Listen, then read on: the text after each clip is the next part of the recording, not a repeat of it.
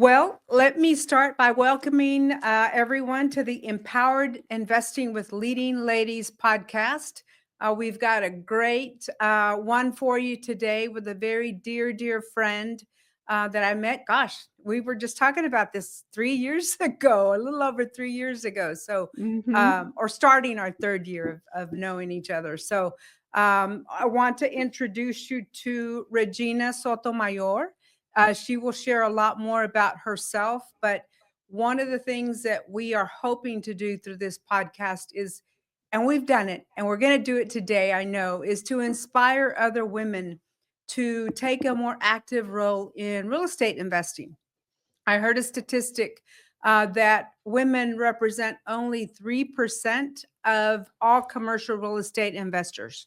And that's not saying when they invest with their spouses that we're not counting that. We're counting when they're investing strictly on their own as females. And so we got to change that. And that's part of our go through this podcast is to share experiences that other women have had on their real estate investing journey, whether it's single family, multifamily development. It doesn't matter as long as you become active and investing in real estate. So through this process, we're hoping that you will come away with some great nuggets that will help you take action and to increase your own investments in commercial real estate. So we'll start with Regina Sotomayor. She is a business owner in the Tampa St. Pete area. She has been involved in real estate for a long time, but I'm going to let her tell us about her background, introduce herself a little bit, and then we'll dive into a little bit more of how Regina has found success. Thank you, Arlene, and thank you so much for inviting me to your podcast. I gotta say, it's right up my alley. I love empowering women, empowering anyone, but I feel like a very strong connection towards empowering women because of my background, and I can tell you more about that in a few minutes to come. But it's a great honor to be here with you. I admire and respect you a lot. So, yes, I'm very happy to be here. I'm originally Awesome. from Ecuador, Okay. and I have lived in the States since I was 14 years old. Mhm. Fantastic. So, I love the American dream. I think that is, the immigrant story. My grandparents came to Texas from the state of Chihuahua in Mexico and then started their families. And now, I'm third generation here in the US. And so I know with you, you're very, very proud of your family. So let's start with talking about your background. How did your background or upbringing influence your decisions to start a business, to invest in real estate? Tell us a little bit more about that. 100%. So it definitely has to do with my upbringing and my background. And it all started when my mother, single mother of three, left Ecuador, and she found herself in Florida, not speaking English, working three jobs, and just trying to make ends meet. And I remember seeing very little of her, and whenever I did see her, it was a very stressful time for her. And remember, I was only 14 years old. So that was a very important time in my life to have the mentorship that I needed to mold myself into the woman that I wanted to be.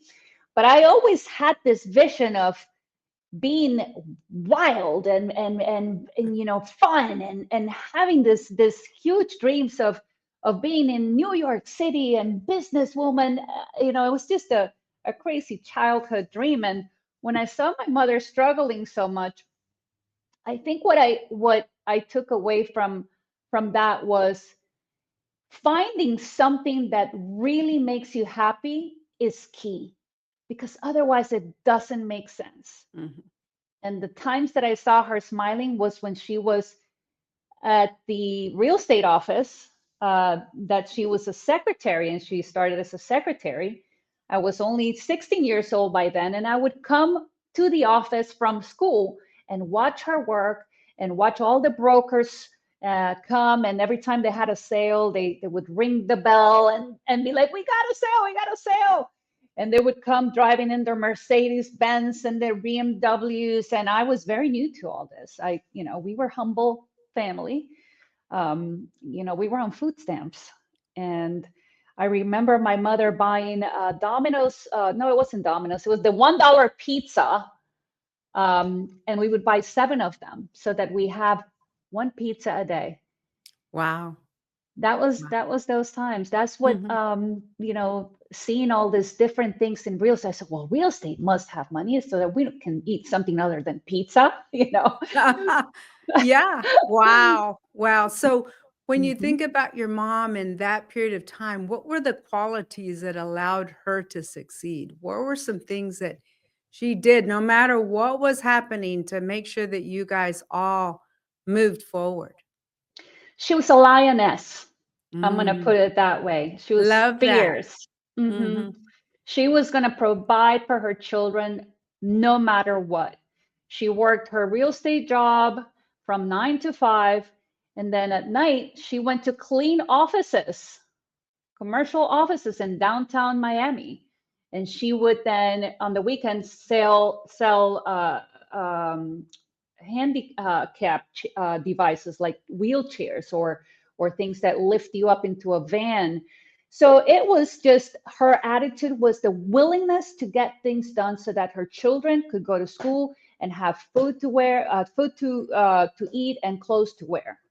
It was the drive and the persistence, and those are the things that I feel are very important in any individual to really pursue a goal, and make it and get it to the point where it actually feels like it's accomplished Mhm. and that you've actually done something that's great. And there's a lot that comes with that. I mean, it's not just money, it's Mhm. it's the ability to look around you and say, wow, I did this, and look at how many people I influenced. My mother looked around and she had her 3 children that she was influencing, you Right. see. But as an adult now, and I don't, unfortunately, don't have any children, but I look around me and I see how many people can I influence in my business so that I can inspire them to do the same for their families. I think that's what drives me. That's a beautiful story, and, I'm sure your mom, when she was struggling and going from, one job to the other to make sure you guys had everything you needed, she probably didn't realize how this was influencing you, right? How it was making you look at the future, making look at your life. And, what did it teach you about financial independence? What was the thought of, I'm watching Mhm. my mom, I'm watching the struggles. What does this mean to me for my future, and how do I achieve financial independence? Mm-mm. It taught me cause and effect. Mm, That was the thing that I actually, as I started developing the sense of awareness that, oh, I can actually make something happen. Like, think about that. I mean, if there's a woman out there that doesn't think like, oh, I have to have a husband, I have to have a man to help me take care of my family or this and that. Wait a minute. yeah. There is a solution. You are capable. All it takes is a little dedication. There's many methods to find out the how to, but we have to figure out first what makes you happy. What can you actually, what's achievable, what's reachable, so that you can grow from that point and be able to expand that reach. And for that to happen, you have to have a lot of self trust and self awareness. And I think that's the one thing that um, I did have when I saw her flee from Ecuador, because she knew that she needed to flee Ecuador, and she knew that she had to make it work for her children, and there was nothing that was going to stop her. So that's one thing I have to say is that you never should take no for an answer. No Mhm. is maybe later, Right, or no is let's find out how. right. You see, It's a wonderful word, that no. It's wonderful because you start, you know, to oh, why did this person say no? But if you look at it in a different way, what can I do to get a yes? You Mhm. see, it's not that this person told you no. Oh, they told me no. They don't like this. Da, da, da, da, da, da. No, no, no. What can I do to take responsibility for that no? You see, and then it becomes very causative. Now I'm a cause. I'm not an effect of that no. Right. Yeah. Very good. Very good. Yeah. My husband, Jacob, as you know, has been in sales really his whole life. And he says you have to get through a certain number of no's before you're going to get a yes. And I think, Absolutely. yeah, I think that goes right along with what you're saying is don't take that no as your ultimate no. You take it as, Mhm. okay, well, in this situation, it wasn't going to work, but how do I get to something where it does work? Mhm. And you kept working and working till you built your business. So tell us about how you went kind of from that 14-year-old young lady watching your mom to today, and tell us about your business. Tell us how you got it to this point. Absolutely. So, oh, I did a lot of things wrong and I did a lot of things right.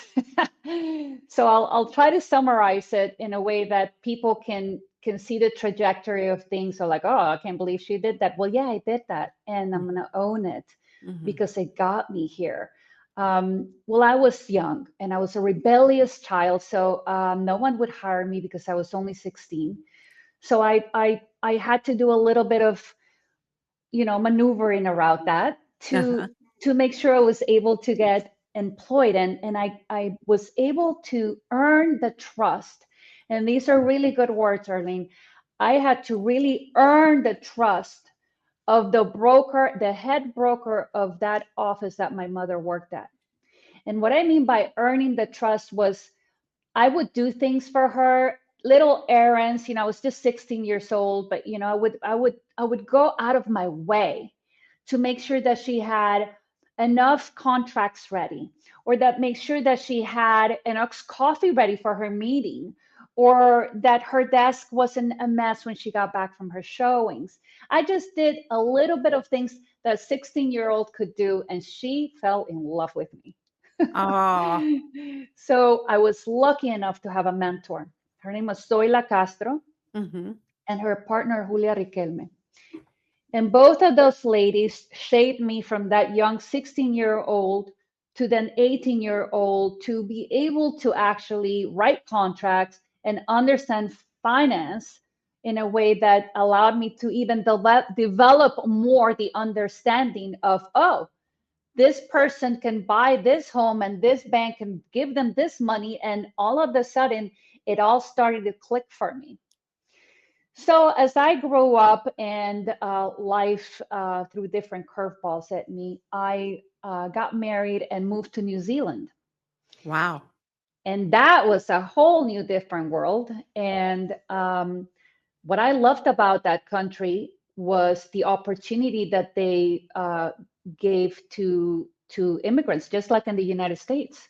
They were actually very welcoming of my degree. Actually, they wanted to have more people with qualifications. So I have a computer science degree, and they wanted to open the door to more people like that. Mhm. So I did that, but I never worked in computer science. I started buying land, Oh, wow. because that's saw the opportunity, Arlene. These lots that they had, they're this huge, wide, long lots, and there was no law that I could find that would prohibit me from subdividing those laws and develop the land so that I could build two houses in one lot. And so Smart. that's what I started doing. Yeah. but but I can tell you that that story comes with a lot of lessons, because I did leave the United States, and that was a big thing for me to do. So Yeah. I promised myself that I wouldn't let my mother down. I mean, she struggled so much to get me here to the United States, and that I was going to do something big. So in New Zealand, I found out everything I needed to know about government. I found out zoning rules.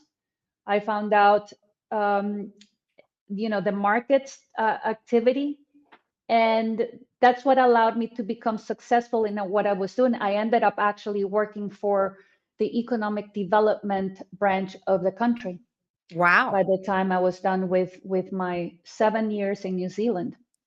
So I'm going to say that was a good run before I came back to the States. I would say so. So how old were you when you got to New Zealand? So I was 30. You were Mhm. 30. Okay. I was 30 and 37 when I came back to the States. Okay. When you Hmm. look back at that time, I'm sure there were lots of challenges because there always are when you are embracing something new, learning something new. But as you think back at that time, was there a significant challenge or Hmm. something you faced in the beginning that you Hmm. said, I've got to figure this out? Absolutely, 100%. So huge challenge. I got a divorce. Wow. so so I found myself in a foreign country with no family, and at that time we had no children, so I didn't have that to worry about, but it was still a failure, it felt like, for me, and I was alone, so I had to really focus and figure out, what am I doing here? What are my goals? What is the new trajectory of my life, and where is it going to take me? And I got to tell you this, I remember the moment that I decided to change my life from, being the sad woman in New Zealand, 30 something, that didn't get to start her family, that all her dreams were broken. I mean, poor me. It was just a wallowing of, and no offense, because it is painful and it's horrible to go through, but as Right. I look back into that moment, the one thing that got me, out of that state, was thinking about this. I had this question on my mind: when was the last time you were happy, Regina? I'll Oh, never wow. forget that. It just came to my mind, like somebody was speaking to me. Hmm. God. When was the Higher power. Yes. exactly, exactly. When was the last time you were happy? And guess what? It was in the real estate office in Miami. Wow. 7 years before that point, or I don't know what point this was. So that Yeah, was a lot of self-reflection. a lot of self-reflection, and then I decided that I was going to come back to the States and get back in real estate and open up my real estate company. So you see, whenever there's that a catastrophe in your life that closes a chapter in your life, you have to let yourself wallow, let yourself, feel whatever it is that you need to feel. But Grieve. never forget, breathe, exactly, that there is a new chapter. And what are you going to make to do with it? How are you going to paint your life, and how are you going to create the happiness that everybody seeks, you see? Right. And that was the struggle that got me back to the States. And I think that was the best thing that could ever have happened to me. Wow. So I'm a believer that when one door closes, our higher power opens a better door. Hmm.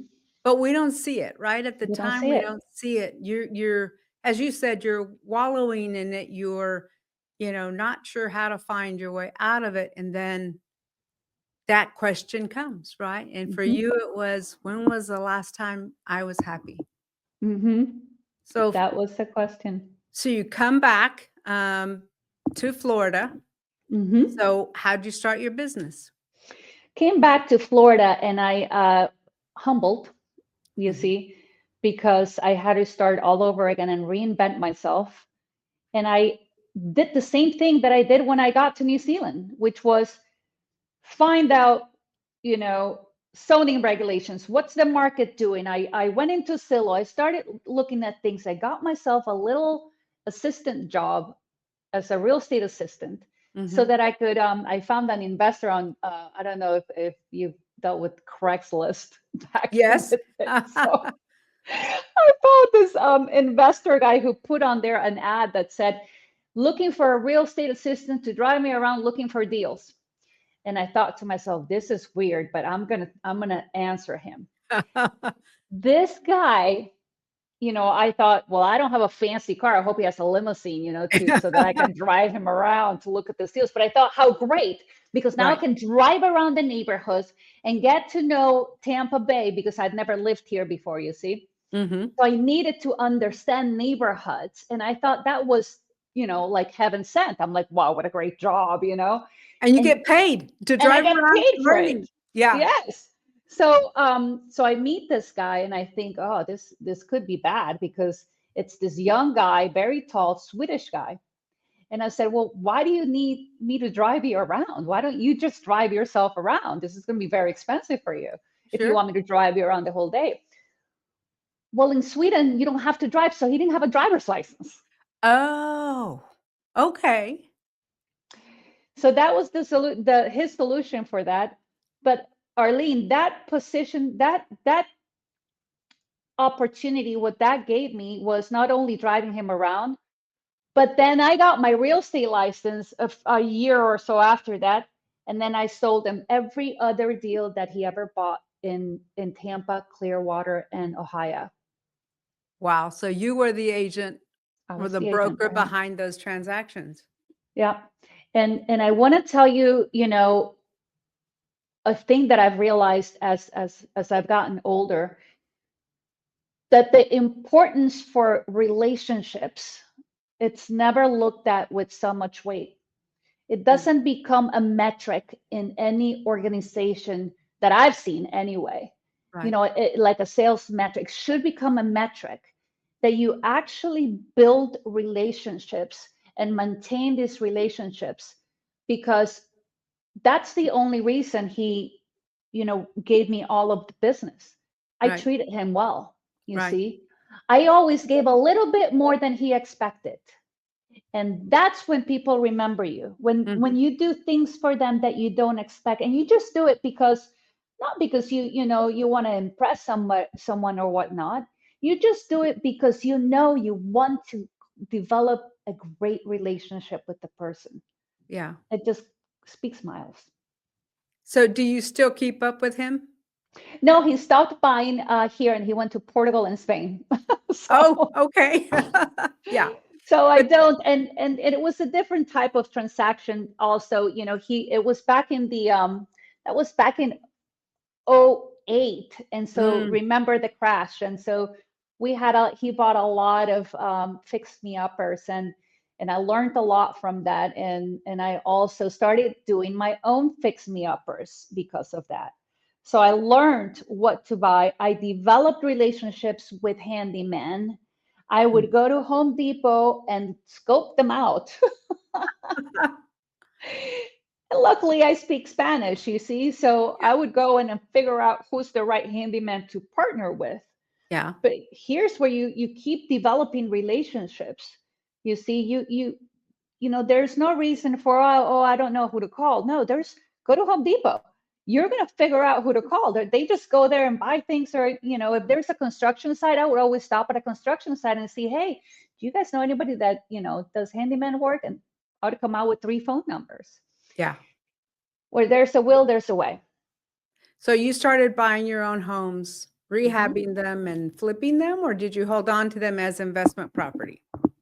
Well, the first one that I bought, which the address of it was 1045 West. And I've actually opened up a company that's called 1045 West, Ah, that's neat. because it's the first one that I bought in, and it was, like I told you, it was a HUD home,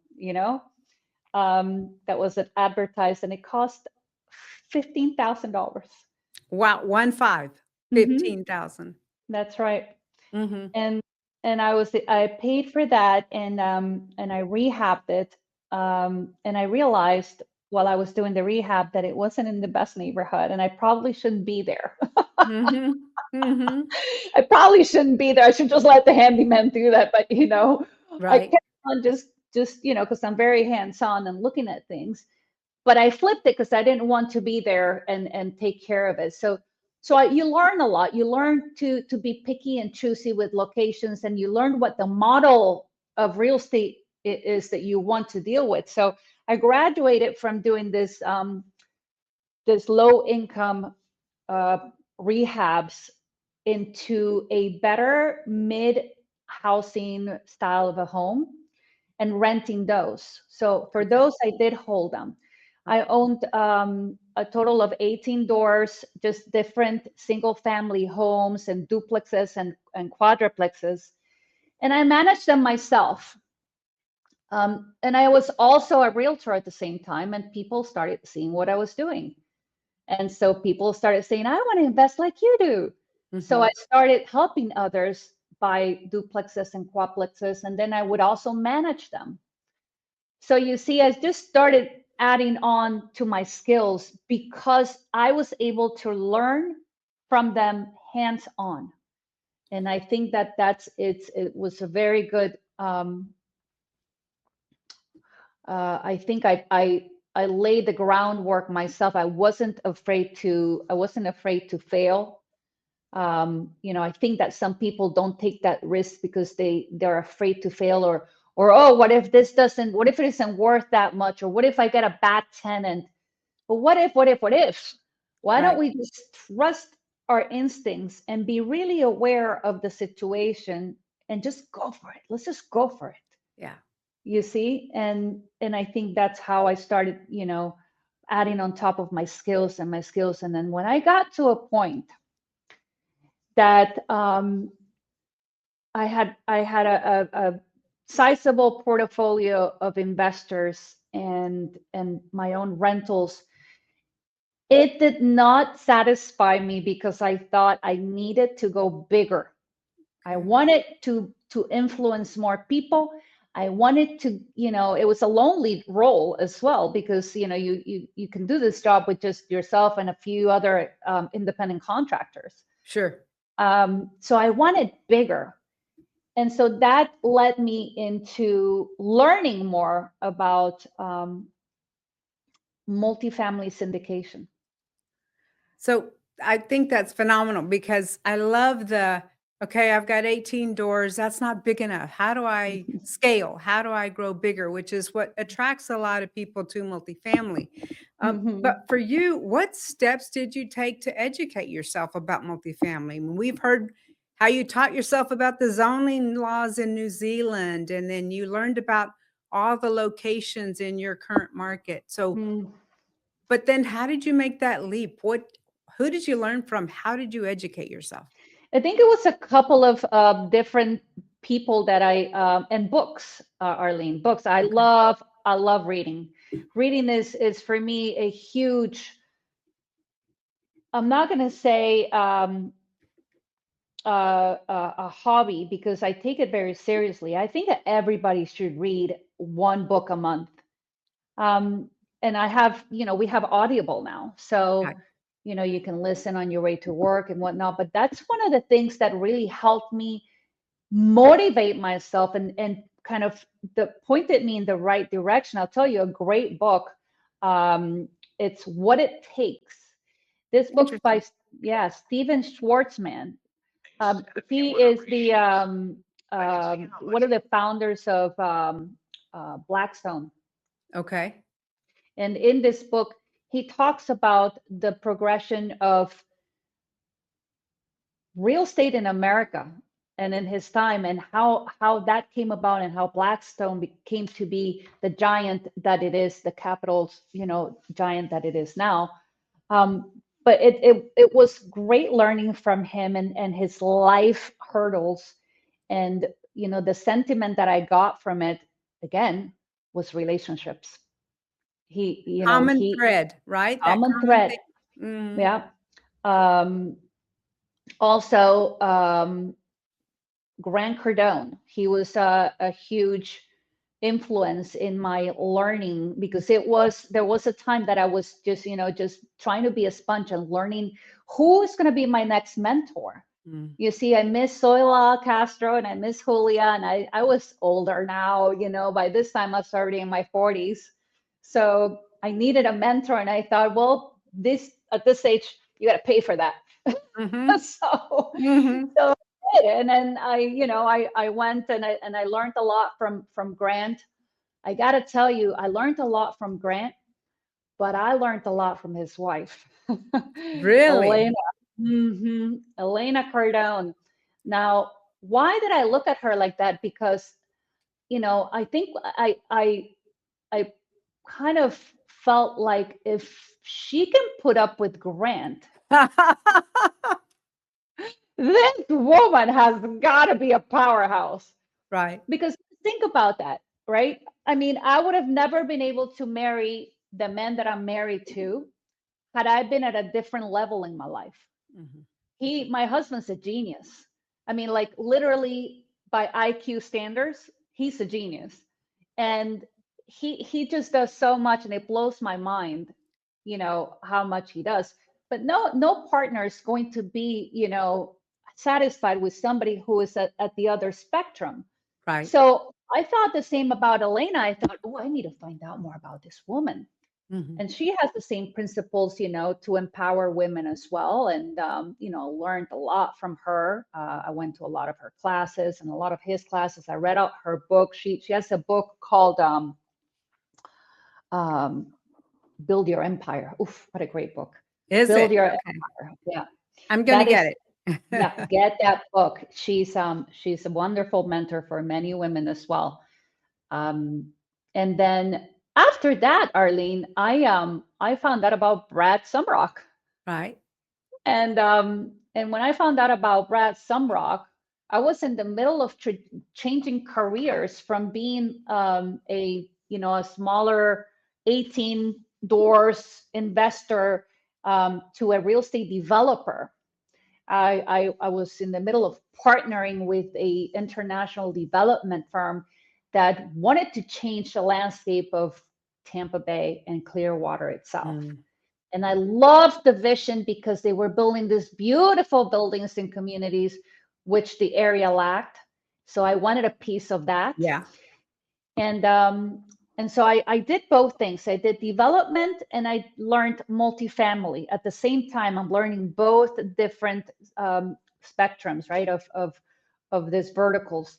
And I loved what I learned from Brad Sumrock. And on the first training that I went, I had walked into the elevator and there was this couple in the elevator. And this other person walked in and said, "Oh my God, you're Jacob and Arlene Garza, aren't you?" And then you guys said, "Yes, yes, we are. How are you?" And then I realized that I was in an elevator with, a very well respected couple. So the rest is history. I got to meet you and Jacob, and I took Brad Sumrock's training, and it's turned out to be fantastic because we've done business together, you and I. And how many doors do we have? I think it's over It's 500. 2 500. properties. I'm trying to remember now. It's about 534 if Yes. I'm, yeah. Yes.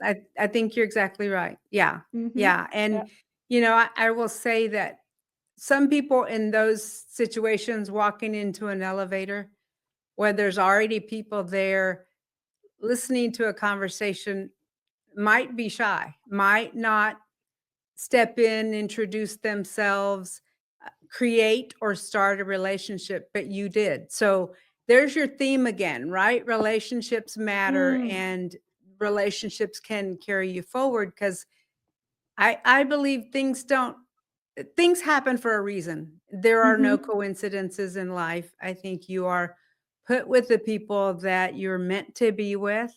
But sometimes we don't take that opportunity. We shy off or maybe don't know what to say. And I think you didn't do that, right? You said, "I'm going to get to know them." And I remember spending time with you at that conference and talking and getting to know each other because everything's relationship, but even more than that, it's trust. mm, You've got to feel like I can relate to this person.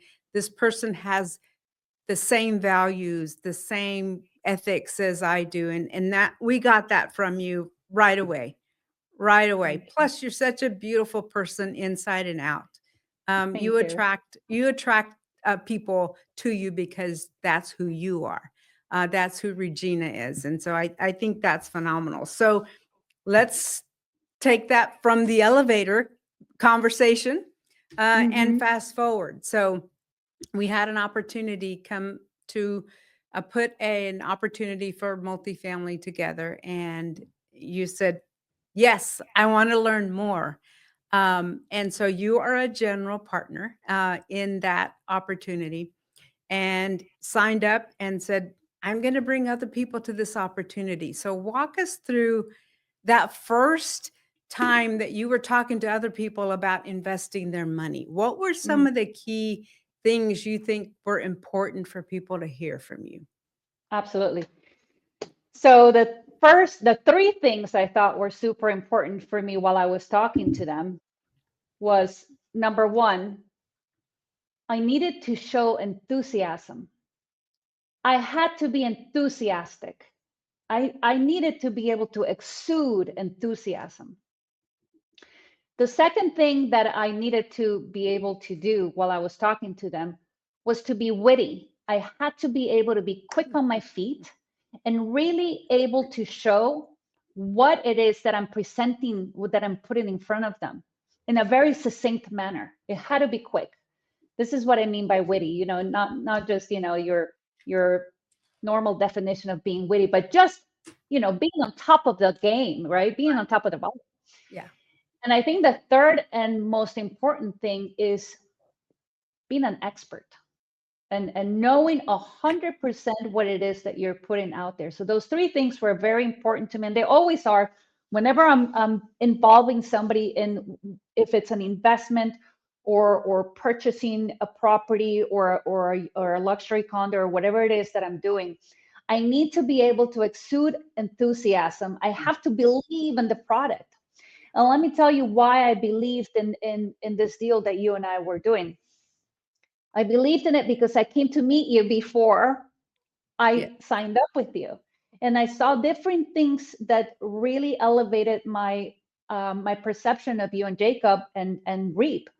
You treat your people very well.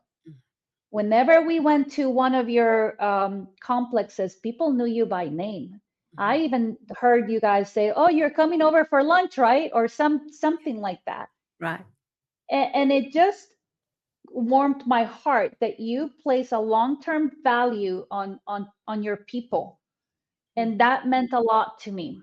I also love the fact that you involve your family in your business, and without those two things, I don't think that I would have been able to be enthusiastic about the offering, you see. And, obviously, when I looked at the performance and learned the numbers and heard you speak the numbers and be like, oh my gosh, this woman knows numbers. Well, Yeah. now I want to learn from her, you Yes. see. I was sold. So if you are not in love with what you do or the product that you're selling, you're not going to be enthusiastic, and you're not going to be quick on your feet, and you're not going to develop the PowerPoints. You remember putting together the PowerPoints and doing this and doing that so I can present things better. Right. Then my I was very new at this, so I didn't know how to put things together, you see. Well, you did a very good job. I remember we would send you the presentation documents, and you improved them and made them even better. You put your own spin on them, and I thought, this lady knows sales, and this lady knows how to talk to people in a way that they will understand. So it's been a lot of fun to work with you. And I'm sure as you started talking to people, so you meet with hesitation, you meet with some people who are like, well, I'm not sure. So what do you think are some of the biggest misconceptions or myths about investing in commercial real estate like multifamily? I think that crowdfund raising, it's a man, it's such a fun animal. Crowdfunding really has to do with being on the beat. You really got to be on the beat, and you've got to be really good at those three things that I said. You've got to always be enthusiastic, and if Mhm. somebody tells you no, just go back and get them more data. That's all they want. They just Right. need more data, and you need to figure out how to get it to them without being sticky or pushy or whatnot. And figuring out, the relationship part of it. I'll tell you one guy that I had called. He's a doctor, and I'm not going to say his name, obviously, but he didn't want to hear from me, you see. And I developed this system. I could tell he didn't want to talk to me. He's like, I'm busy, I'm a doctor, right? So there is this app called Ring Drop, and I just got this app that calls people and it won't ring your phone.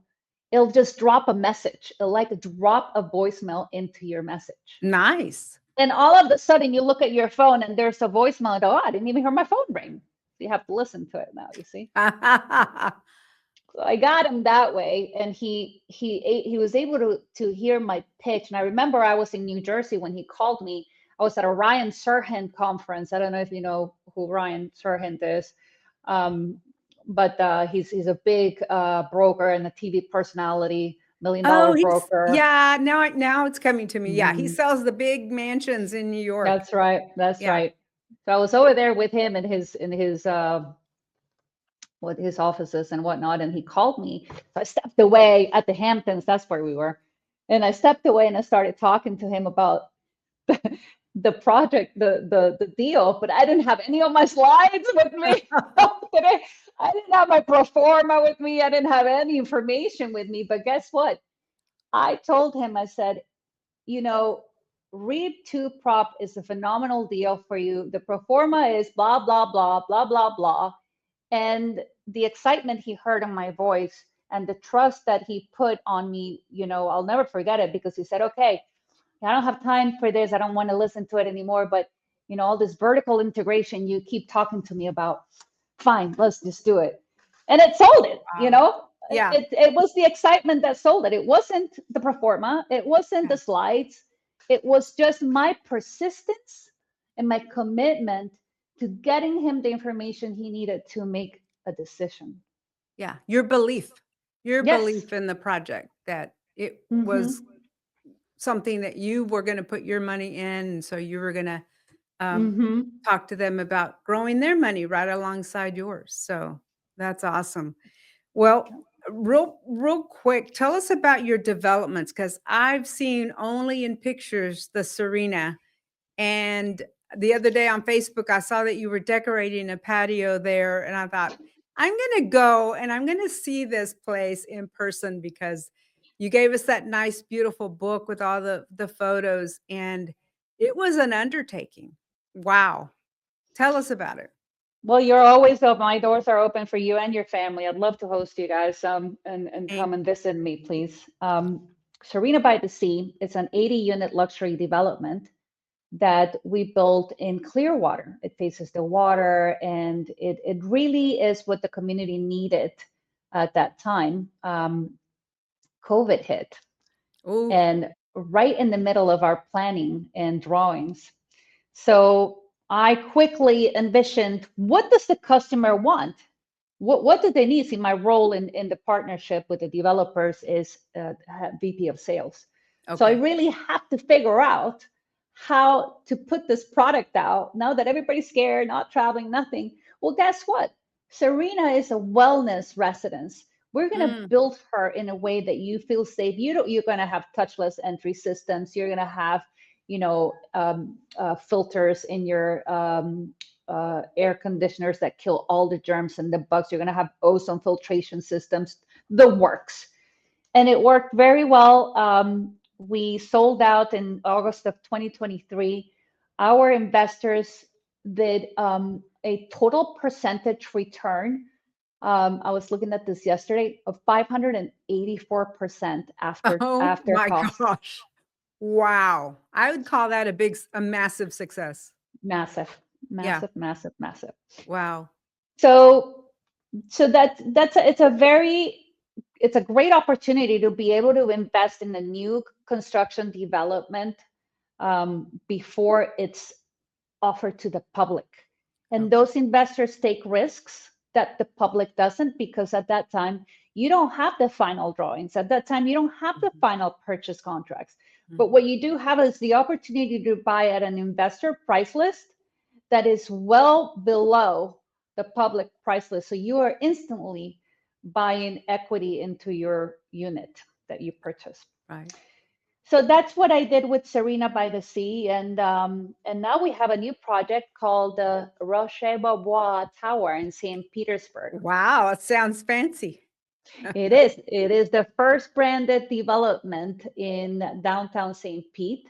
Rocher-Beaubois is a luxury furniture company that has been very, very successful in Europe, and now they're in Miami and Sarasota. And so we want to be trendsetters, and we're going to be the first branded tower in downtown St. Pete. It's going to be a fun tower. Think about, French art and yes, and lots of pink colors and Oh, yes. yes, and looking at life through through rose-colored glasses. It's La Vivienne Rosé. Oh, my I French love accent that. is terrible. So where are you in the process? We're in the investor phase at the moment. Okay. Okay. Yeah, yeah. Okay. In So the we initial phase. Mhm. in initial phase, our renderings have just been delivered, so they're able to see those things. Our floor plans have been delivered, but no purchase contract. So public sales will begin the first quarter of 2025. Okay. Wow, Yeah. that's not too long from now. No, Yeah. it's been a wild ride. Wow, Hmm. fantastic. Well, my friend, you've just taught us what success looks like from a very kind, sharing person who has shared her tips and tricks that you've learned along the way. You know, I think we all have our why. As we Hmm. wrap this up, tell us, what is your why? What has been the driving force, not just for your single family, for your development, your multifamily? What is your why? I want to make a difference. I want to make a difference to somebody's life. Yeah. I'm already making a difference to, I know my husband, I know my mom, I know my sister, I'm making difference to my family, but I want more. Yeah. I want to make a difference to more people. And I've been able to mentor a few people that have written me letters of gratefulness, and it moves me. It Mm, is my why. I want to be able to help people and help them be financially successful and independent. And, especially women, because, as I was telling you with this development firm, they're based out of Mexico, and I'm always the only woman in the conference room at this executive meetings. I'm the only woman that sits there and is able to navigate through the politics of development, if we want to put mhm, it that way. And I want to be able to empower other women to rise up to the challenge, because it is a challenge.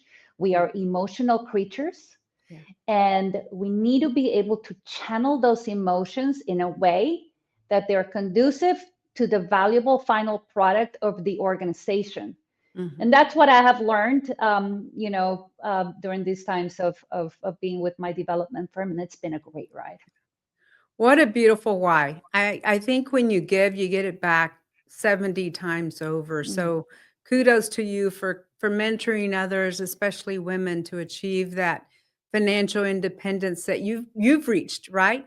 From Mhm. watching your mama so long ago, here you are, and you've achieved that success. So kudos to you. Congrats. And hope to see you very, very soon. Thank you so much for sharing so much with us today, and continued good luck, my friend. Thank you, Arlene. It's been a pleasure. All the best to you and your family. Same to you. Thanks for having me.